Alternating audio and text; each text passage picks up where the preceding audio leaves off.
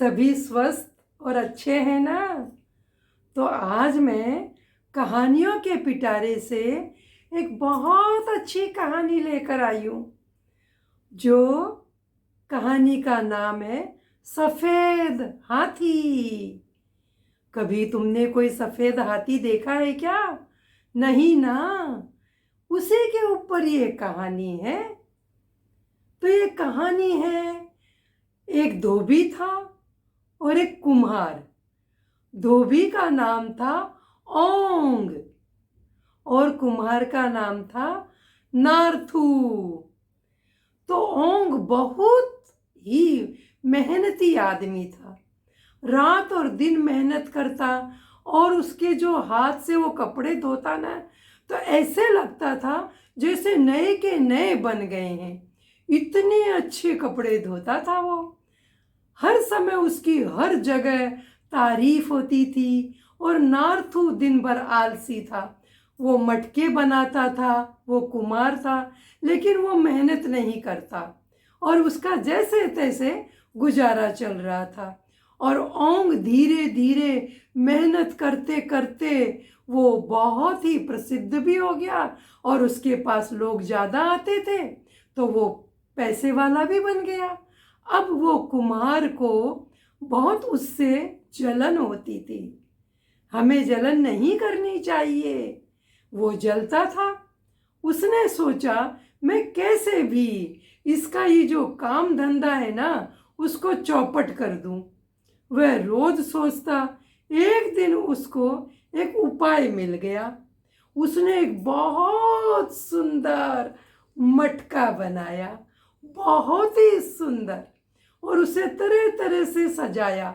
सजाकर उसने बोला, मैं यहाँ के राजा को यह भेंट देकर आता हूँ।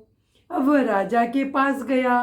राजा को उसने वह अपना मटका दिया और राजा की प्रशंसा में बहुत ही तरह तरह से बोलने लगा। आप बहुत अच्छे राजा हैं। आपका राजमहल कितना सुंदर है, कितनी सुंदर सुंदर सजावट है। आपने तो बहुत ही उम्दा उम्दा चीजें अपने राजमहल में लाकर रखी है। उसने दूर से देखा कि राजमहल के दरवाजे के बाहर एक हाथी बंधा था। अब हाथी तो तुम जानते ही हो, थोड़े से मटमैले और काले रंग के ही होती है। भगवान ने उन्हें वैसा ही बनाया है और भारी भरकम उनका शरीर। तो उस राजा को इतना अच्छा लगा उसकी प्रशंसा सुनकर कि उसने बोला, अरे तुम इतना अच्छा बोल रहे हो, बताओ मेरे राजमहल में कोई कमी है क्या? यदि कमी है तो मैं उसे दूर कर देता हूँ। तो उसने बोला, महाराज कोई कमी नहीं है, बस खाली एक कमी है। जो आपका हाथी है ना, वो अगर गोरा चिट्टा सफेद रंग का होता तो कितना अच्छा होता। मेरे बगल में एक ओंग नाम का धोबी है। वो जब महाराज कपड़े भी धोता है ना, तो एकदम नए जैसे बना देता है, सफेद झक। तो वो तो आपके हाथी को भी एकदम गोरा गोरा कर देगा।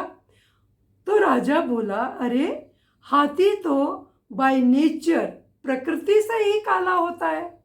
तो वो बोला, नहीं नहीं महाराज, ऐसी बात नहीं है, सफेद हाथी भी हो सकता है।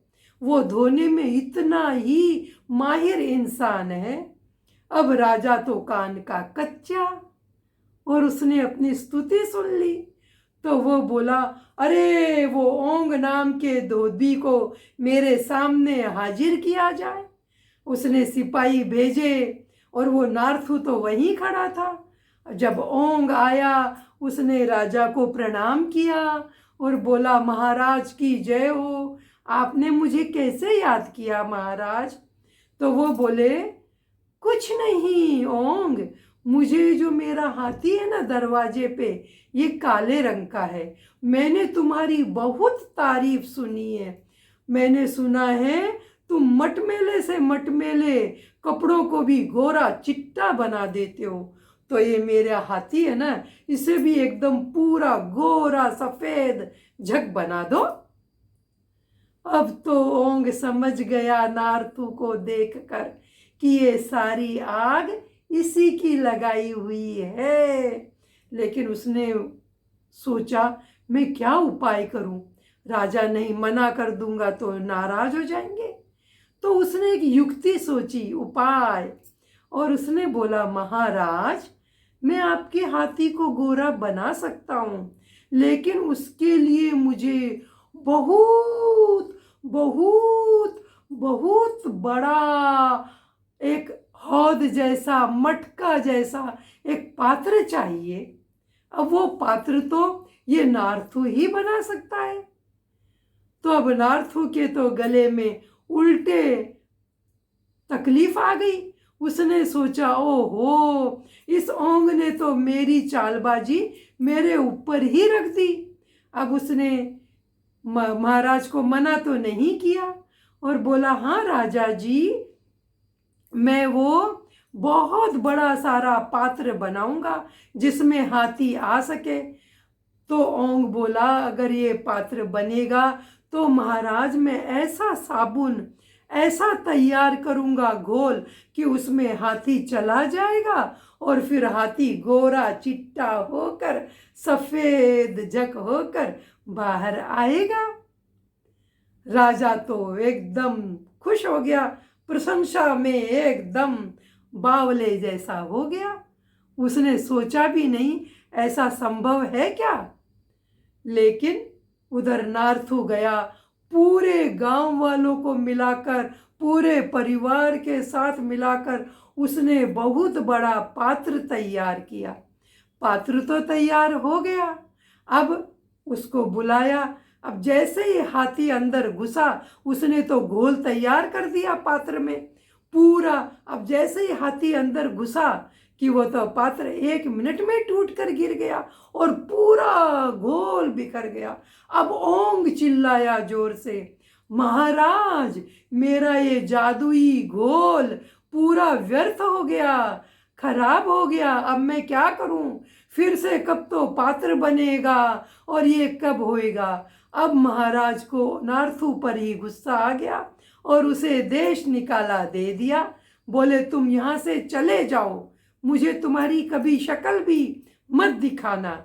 और ओंग को इनाम दिया और उसके पास से अपने कपड़े धुलवाने भी शुरू किए और इस तरह ओंग बहुत प्रसिद्ध हो गया।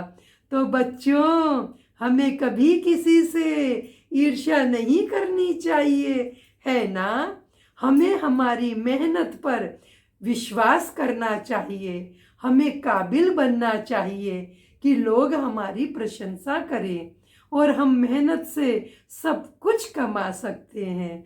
तो बच्चों, आपको ये कहानी अच्छी लगी तो इसे सब्सक्राइब करो, लाइक करो और अपने दोस्तों को भी बोलो।